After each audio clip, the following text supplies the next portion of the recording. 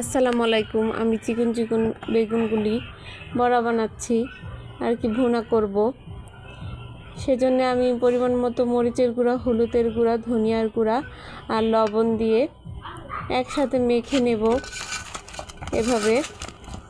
তো মেখে আমি এই কড়াইয়ে গরম তেল গরম করে নিয়েছি, তার মধ্যে সব একসাথে ঢেলে দিয়েছি।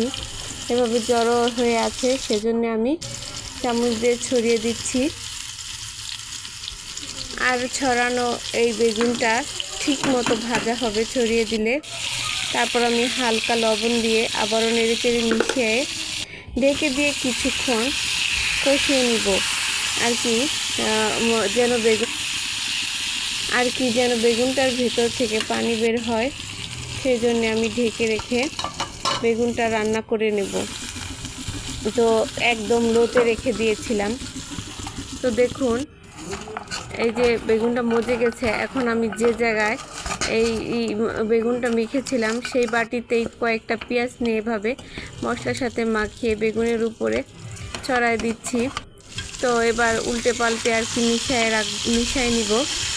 মিশিয়ে তারপর ঢেকে রেখে আর কিছুক্ষণ ঢেকে রাখলেই হয়ে যাবে বেগুন ভুনা। তো দেখুন, উল্টে পাল্টে নিয়েছি, এখন কিছুক্ষণ ঢেকে রাখবো।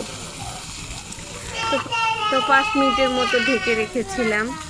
তো দেখুন, তেল ছেড়ে দিয়েছে বেগুন থেকে, তখনই বোঝা যাবে যে বেগুন বড়া হয়ে গেছে। তো ভাতের সাথে খেতে খুবই টেস্টি হয়।